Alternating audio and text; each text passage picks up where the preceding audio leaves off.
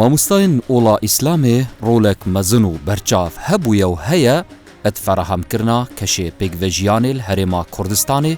ئەت ناوبەرا هەموو پێکاتەیەن جودا الئاین و نەتەوە و ئایدیا و مەزاهبên جودا. مامۆستایان ئاینî li herêma Kurdistanê rolek gelek berçav heye et biyavê pêkvejiyanê da. Me jî wekû bername pêkvejiyan viya rolê mamostayên aynî bixîne berçav et nava bername pêkvejiyan da. Bizanîn dîda wan et buwarê pêkvejiyanê da çawa ye, kar û çalakiyên wan çawan e û çi tiştek hatiye kirin ser astê welatên eqlîmî û ser astê welatên cîhanî ku wan êxiz bîte berçavê van welatan e ku herêma Kurdistanê nimûnek gelek ciwan e et barê pêkvejiyanê da. Bi fermûn da pêkve bînin.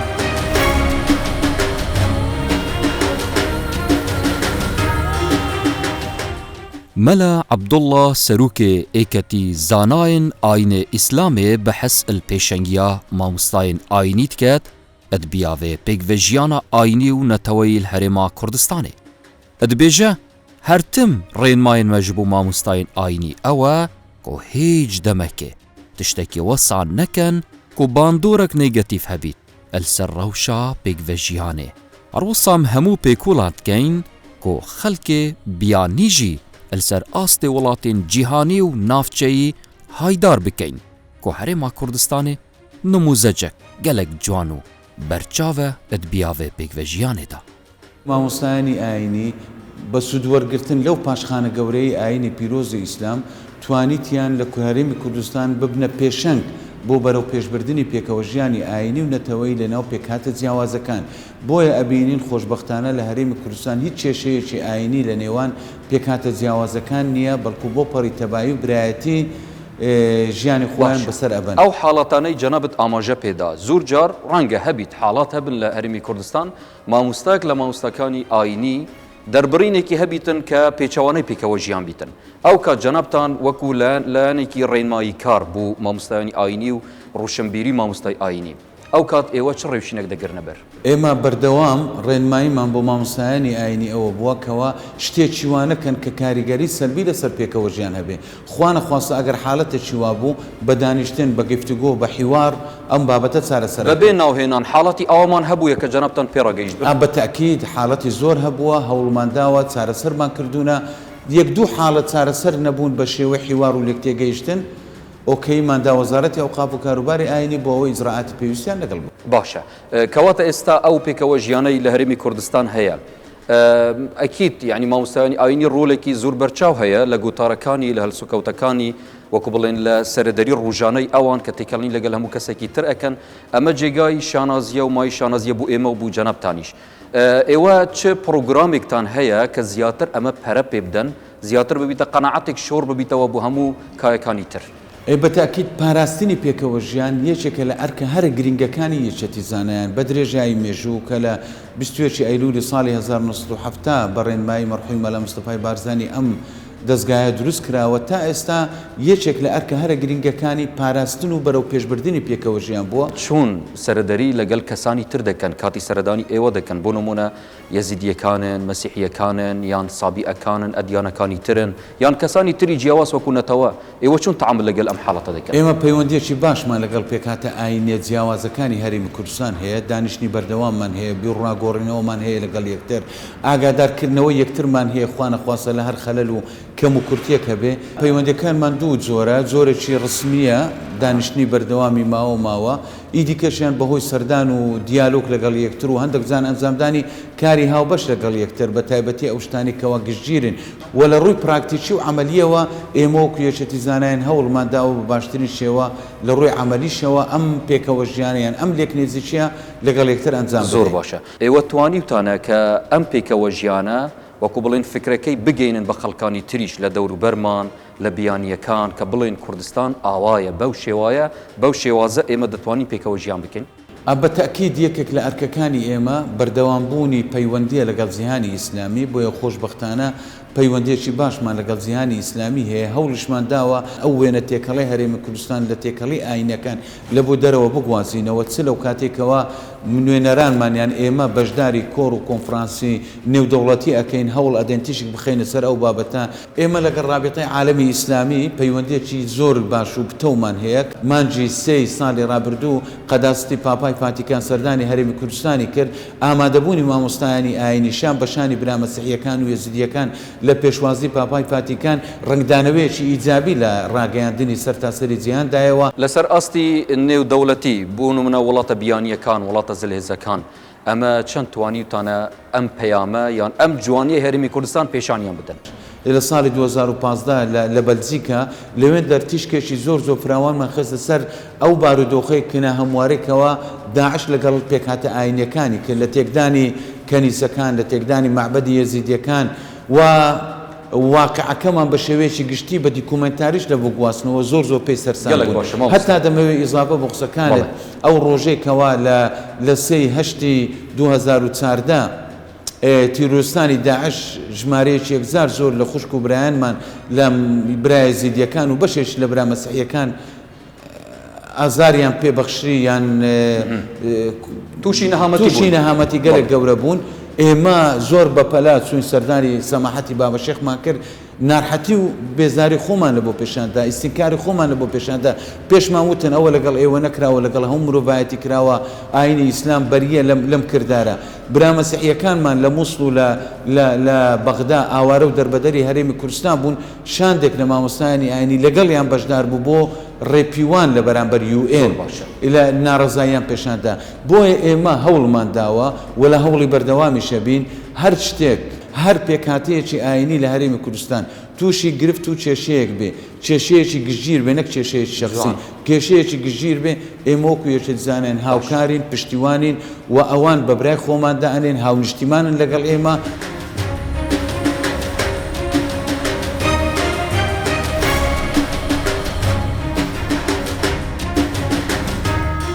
ڕاستی ئێمە دەبێت سوپاسگوزاری خوا بین سەرەتا کە ئێمە لە وڵاتێکە دروست کردووە بە ناوی کوردستان کوردستانیش بە درێژایی مێژوو لانکەی پێکەوە ژیان بووە ئەگەر تەماشا بکەین هەم لە ڕووی مێژوویەوە لە ڕووی ژینگەیەوە لە ڕووی شوێنەوە یان لە ڕووی جوغرافیاوە مامۆستایانی بە ڕێزی ئاینی ئیسلام بە درێژایی مێژوو هەتا ئێستش بەردەوام لە مینبەری مزگەوتەکانەوە بانگیان بۆ ئەوە داوە کە خەڵک بتوانێت بە ئاسوودەیی پێکەوە بژی پەیامی قورئانی پیرۆز بەو جۆرەیە کە مرۆڤایەتی دەبێت پێکەوە بژی با ئەگەر ئاینەکەش جیاواز بێت نەک بەڕق و ڕقەبەرایەتی و بە زۆر و بەوانە نابێت بۆیە ئەمە برایانی مامۆستایانی ئاینی با بڵین پەیڕەوی ئەمەیان کردووەکو موسڵمان و ئاینەکانی تریش هەم دیسان بە هەمان شێوە ئێمە وەک پێکاتێکی کاکەی بەڕاستی تا ئێستا لە ئەدای هەموو مامۆستایانی ئاینی بە هەموو ئەدیانەکانەوە ڕازین بەڕاستی ڕۆژێک لە ڕۆژان شتێکی وامان گوێ لێ نەبووە کە هەستی کاکەیەک بریندار بکەن لێرە و لەوێ دکتور ئیبراهیم دبێژە فەلسەفەیە پێکڤێژیانێ سێگوشەیەک هەیە ئەو ژی بریتیە سنەت الاختلاف هاروکاریە هەفتوو بێجوداهی هەروەسا هیدایە دەستێ خودێدایە ئانکو ئەو بتنێ ماف هەیە لێپێچینێ ئەدگەلمە بکەن دکتور گیان کاتی ئێمە باسی پێکەوە ژیان دەکەین ئەکید ئەم پێکەوە ژیانە فەلسەفەیەکی لە پشتەوە هەیە دەمانەوێت بزانین جەنابەت چۆن دەڕوانیە فەلسەفەی پێکەوە ژیان سێ کوچکەی جوان بۆ تێگەیشتن لە پێکەوە ژیانی ئاینی دێتەکایەوە یەکەمیان پێی دەوترێت سنەت الاختلاف کاتێک کە خوای تەبارەکە و تەعالا بە شێوازی جۆرا و جۆر مەخلوقی خەڵق کردووە و بە شێوازی جۆرا و جۆریش ئەو خەڵکانی وا ڕاهاوردووە کەوا هەر یەکە و بیرۆکەیەکی جیاوازی هەبێ ئەوە یەکەم پرەنسیپەکەوا دەبێ لە ئیسلامە بوونی هەیە و لە فەلسەفەی بڕوابوون بە پێکەوە ژیان بوونی هەیە بۆ نمونە خوای تەبارەکە و تەعالا خەڵکی وا خەڵق کردووە مستەحیلە مرۆڤەکانی هەموویان یەک بیرۆکە بن یەک بۆچوون بن یەک ئاین بن لە فەلسەفەی پێکەوە ژیان لە ئاینی ئیسلامی پیرۆزدا بنەمایەکی زۆر جوانی داناوە کەوا لە قورئانە باس کراوە کە ئەویش باز لەوە دەکا کە هیدایەت لەلایەن خواوەیە و محاسبەکردنی بەندەکانی خوایش لای خوای تەبارەکە و تەعالایە دکتور گیان ئەوەی ئێستا جەنابەت باز دەکەی شتێکی زۆر جوانە و پێرفێکتە بەڵام ئێوە وەکو مامۆستانی ئاینی توانیوتانە ئەمە شۆڕ بکەنە ناو خەڵکی ئاسایش کە هەمان تێڕوانینی جەنابتان هەبیتن وەکو دین؟ جاری وا هەیە کەسانێک وا دەزانن دەبێ هیدایەتی خەڵکان ئیلا لەژێر دەستی من بێ. خوای گەورە بە پێغەمبەری فەرمووە لەستە عەلەیهم بیموسەیتر ئین عەلەیکە ئیلا البەلاغ. خوای گەورە تەبلیغی داوەتە دەست ئێمەوە کە تەبلیغی خەڵک بکەین ئەوە دینەکەی خۆمە، بەڵام خەڵکی تریش هەیە بەیانی دینەکەی خۆی دەکات. باش جەنابتان وەکو مامۆستایەکی ئاینی تو نابینی ئەم سروشتە دەگەڕێتەوە بۆ سروشتی ملەتی کورد کە تەقەبولی نەوعیەت و اختیلاف دەکاتن. یعنی بە نمونەی ئەمە بۆ نمونەگەر تەماشای خاڕۆی عێراق بکەین ئەوانیش مسلمانن وەکو ئێمە، بەڵام لە هەمان کاتدا ئەو ڕۆحیەتە لای ئەوان نییە کە بتوانن اختیلاف قبول بکەن و ڕێز لە کەسە جیاوازەکان بگرن. ئێمە دەبێت دەستخۆشی لە باوباپیرانی خۆمان بکەین کە توانیان بنیادنانی پێکەوە ژیانێکی زۆر جوان بۆ میلەتەکەی خۆمان بنەنەکایەوە. دەستخۆشی لەو مامۆستا ئاینیانە بکەین کەوا لە مێژووە تاکو ئێستا هاوردویانە کە پێکەوە ژیان لێرە قوبول کراوە. بەڵام ئاگاداری ئەوەیش بین کە ئەو پێکەوە ژیانە پێویستی بە ئیدامەکردن هەیە. هەڵوێستی جەنابتان وەکو وەزارەتی ئەوقاف چۆن دەبیتن ئەگەر کەسێک بزانین مامۆستایەک لە مامۆستاکانی ئاینی هەڵوێستی ناگونجاوە لەو پێکەوە ژیان، هەڵوێستان چۆنە بەرامبەر؟ هەڵوێستمان هەڵوێستی گفتوگۆیە سەرەتا، دەبێت لەگەڵ ئەو مامۆستای ئێمە گفتوگۆ بکەین بزانین ئەو بابەتانی کە ئەو باسی کردووە کە پێچەوانی پێکەوە ژیان بێ یا پێچەوانی بنەما ئەساسیەکانی ئاینی ئیسلام بێ گفتوگویەکی زانستیانی لەگەڵدا دەکەین. ئەو جا دەگەینە نەتیجە تاکی ئێستا بە خۆشبەختانە هەر مامۆستایەکی ئاینی ئەگەر لێرە و لەوێ کە ژماریان زۆر کەمە ناحاڵیبوونێک هەبوو بێ یاخود ئاراستەکردنیەکی دەستقەست نەبوو بێ بۆ بابەتی پێکەوە ژیان ئێمە لێرە گفتوگویەکی زۆر برایەنەمان لەگەڵیان ناکردووە و لە نەتیجەیشدا هەر پێکەوە ژیان سەرکەوتووە مامۆستایانی ئاینی خۆیان پێکەوە ژیانیان هەڵبژاردووە. تەواو من قسەیەکی خەڵک بوو جەنابەت ئەڵێن مامۆستاکانی ئاینی لە ڕووی دروشمەوە شتێکی زۆر جوان ئەڵێن لەسەر مینبەرەکان و لە قسەکان و لە گفتارەکان، بەڵام لە واقعیەوە یان هەندێک جار لە قەنەعەتی قۆڵی خۆیانەوە بەشێکیان هەلبەت دەڵێن لە ئاستێکی پێویستدانیە لە ڕووی پێکەوە ژیان. جەنابتان وەکو مامۆستایەکی ئاینی چی دەڵێ بۆ ئەم قسەیە؟ مامۆستایانی ئاینی ئێمە لە کوردستانە بەشداری مەراسیم و بەشداری سرجەم بۆنەکانی ئاینەکانی تر دەکەن کە ئەوە بەڵگەی ئەو قسەی جەنابتە کەسانی ئاینی ئاینەکانی جیاوازی لە ئاینی ئیسلامیش ئەوانیش بەشداری بۆنەکانی ئێمە دەکەن کە بۆتە نەریتێک لە ناو مامۆستایانی ئاینی. ئەوە یەکەم. دووەمیانیش ئێستا لەم سەردەمە مامۆستایانی ئاینی ئێمە لە ڕووی خولەوە لە ڕووی بەدەستهێنانی بڕوانامەوە تێکەڵبوون بە نەریتی وڵاتانی دەوروبەر، تێکەڵبوون بە نەریتی پێکەوە ژیانی نێودەوڵەتی وای لە مامۆستای ئاینی کورد کردووە کە لە زۆر مامۆستایانی ئاینی دراوسەکەمان کە عێراقا یا مامۆستایانی تری ئەو شارانەیە تێگەشتنیان بۆ واقعی ئەو پێکەوە ژیانە زۆر بەهێزترە. ماوەکە بەرنامەی پێکڤەجیان خاست بووچوونا کۆمەک ئەلگەنج و تۆڵازین کورد مسلمان و کاکەیی و مەسیحی و ئێزدی ئەلهەموو تەخوچینان وەربگرین سەبارەت ڕۆڵێ مامۆستاین ئاینی و ئەدبیاوێ مرۆڤ دۆستی و ئاشتی خازیەدا. بەڕای من پێکەوەژیان لە هەرمی کوردستان شتێکی زۆر بەدیکراوە بە ئاسانی بەدی دەکرێت. بەش بە حاڵی خۆم لە زانکۆ برادری زۆر لە نەتەوەی جیاجامان هەیەەوە هەروەها لە ئاینی جیاجامان هەیە، برادری مەسیحیمان هەیە، برادری مسلمان و کاکەی و مای دڵخۆشکەرە بۆ نەتەوەکەمان بە تایبەت بۆ خەڵکی هەولێر کە شارێکە بۆ بە چەترێک کە ئەو هەموو نەتەوانە لە بنی بە ئاشتی و بە خۆشی بحەسێنەوە. وەڵا ژیانەمنی لە هەولێرێ گەلێکی خۆشە، ینی من دیۆکە دە سەعب ساڵۆنم لێرە دکانم هەیە لەگەل مەسیحیان نیشی دکەن یۆک و خوشک و برایە ئەوانە سقەی پێمان دکەن تێنە ساڵۆنی خۆمان ئەمەجی هەر یۆکی ناڵێن ئەوە مەسیحیە ئەوە نەزانم چییە هەر لە بینی خوشکی برایەتی لە تەماشای دکەن. أنا يعني ما عندي أي فرق إنه مسيحي أو مسلم أو سني أو شيعي. ما عندي. أسوأكي كتشكا مسيحي ومن هيج جداهيك نينا دناف برا مسلمانك السني يان شيعي بشك جوان هفالين منن أس مسيحي ما بل من هفال هنا لآينين جدا شجارف إكابو من نابويا كريس يان جبيتا أستانجي درايكا من دا أو بحثا أولي من ناكيان بخرابي لو ما أزقلك آرامم قريمان ئەگەر هێک بەحسا دینێ من ژی بکاتن ئەس چ جارە ڕێکی نادەم خۆ بەحسا و لێوان بکەم. کوردستان ئەمان کوردستان ئارامە هەروەسا خەلکی vێرەژی مرۆڤێن gelekên باشن ئەزیەتا کەسێ نادەن ئەگەر کەس ئەزیەتەوان نەدەت خەلکی بەغدا بچیت هێنە وێرە وەکی کوردستان چونکی ئەمان و ئارامی هەیە ئەف ئێکەژی جهێ دڵخۆشیەمەیە یعنی هەموو لێرە زۆر ژیانێکی خۆشمان هەیە لە کوردستان ئەمان هەیە لێرە کەس حەقی بە کەس دانیە کەس مشکلێ لەگەر کەس دروست ناکە یعنی هەمومان لێرە هەر مشکلێک دروست ببی هەموو یارمەتیەک دەدن ژیانێکی زۆر خۆش هەیە لە کوردستان من وەکو قوتابیەکی قوتابخانەی ئاینی فێرکراوین ڕێزە هەر هەموو ئاینەکان بگرین ڕێزە هەر هەموو کەسەکان بگرین و گرنگە ئەمە وەکو ئینسان پێکەوە بژین قوتابیە قوتابخانەی ئاینی وا فێرکراوین کەوا ڕێز لە هەموو نەتەوە و دیانەتەکان بگرین و کە خوای گەورەوە داوای لێ کردوین هەمومان پێکەوە بە یەکڕێزی بژین و ئەوە لە کوردستانیشدا کێشە ئەوە نیەکەوە دیانەتەکان هەرچ دیانەتێک بی مهم ئەوەیە بە یەکڕێزی و بە تەبایە بژین و بە تربیەتی جوان یەکدی فێر بکەین دەمامە ئەلسەروکێ دەستەیە فتوایە هەرێما کوردستانê pirsî erê fetwadana hewe li ser çi binemaye û hîn çawa ayînên cuda û netewên cuda û mezhebên cuda li berçav werdigirin dema فتوایەکێ دەردکەن بێگومان لەسەر ئاینی پیرۆزی ئیسلام لەسەر بنەماکانی ئاینی پیرۆزی ئیسلام ئەو فتوانە ئەدرێت چونکە هەر کەسێ پابند بێ بە ئاینی پیرۆزی ئیسلام و قەواعیدی فقهی ئیسلامی شارەزا بێت و بنەماکان و ئەساسیاتی شریعەتی پیرۆزی ئیسلام شارەزا بێت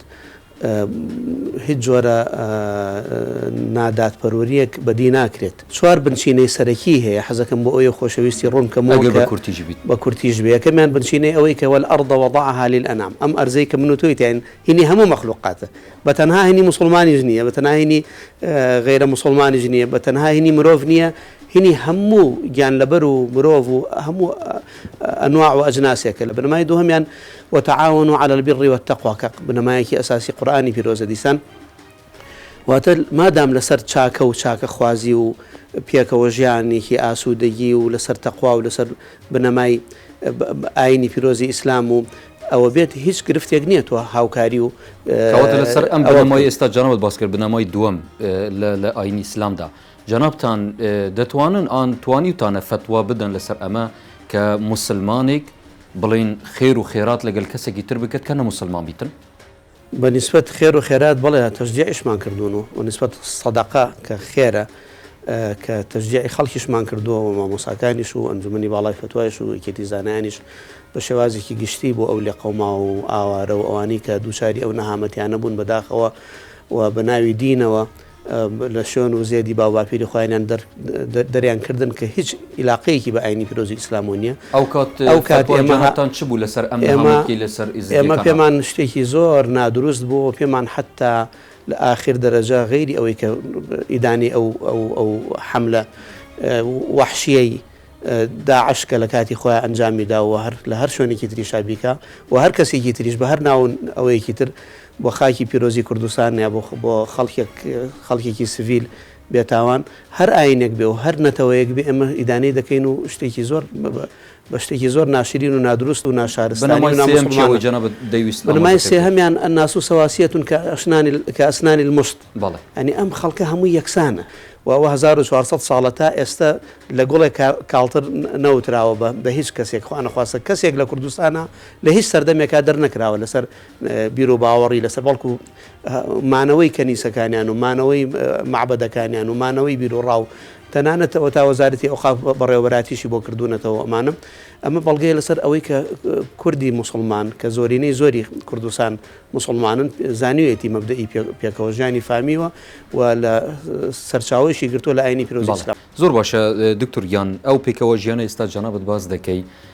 لە ڕووی پراکتیکیدا لە ڕووی کردداریدا جەنابتان وەکو مامۆستایانی ئاینی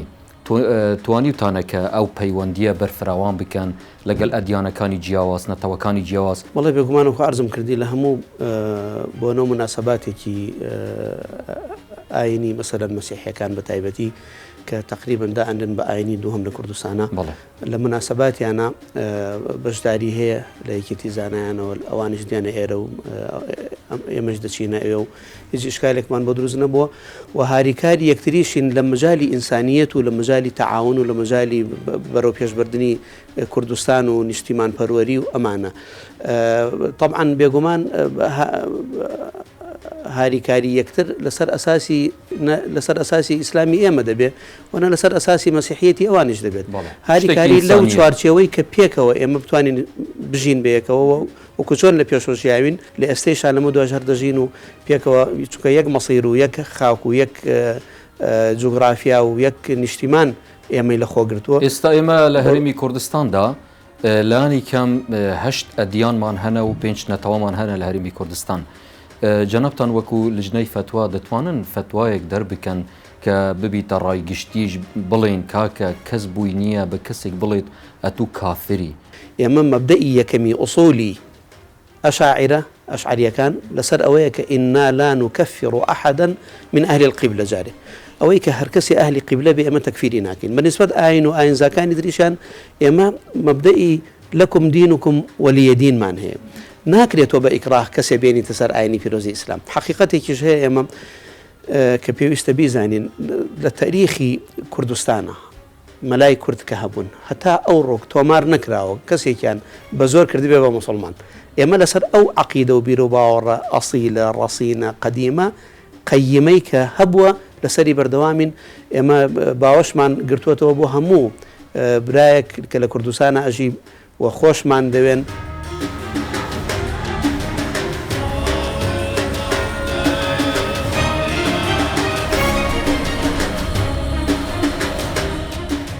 خی گەورە فەرمیتن ئەمەن هەموو ئەنگۆم بە عیل و عشیرەت و قەبیلە دروست کردیە بۆ ئەوەی تعارف لەگەر یەکتری بکەن. معنای وێ ئینسان نەک تعارف هەر لەگەر یەکتری بکەتن وەکو موسڵمانێک تعامل لەگەر یەکتری بکە بەڵکو تعامل بکەتن لەگەر ئەدیانەکان بەڵکو تعامل بکە لەگەر خەڵکی دیکە کە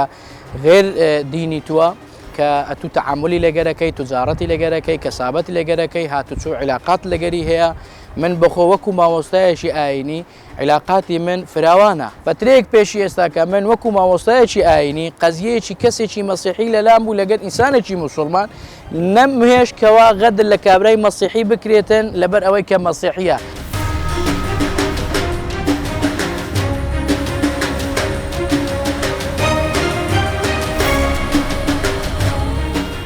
يا أيها الناس إنا خلقناكم من ذكر وأنثى وجعلناكم شعوبا وقبائلا لتعارفوا.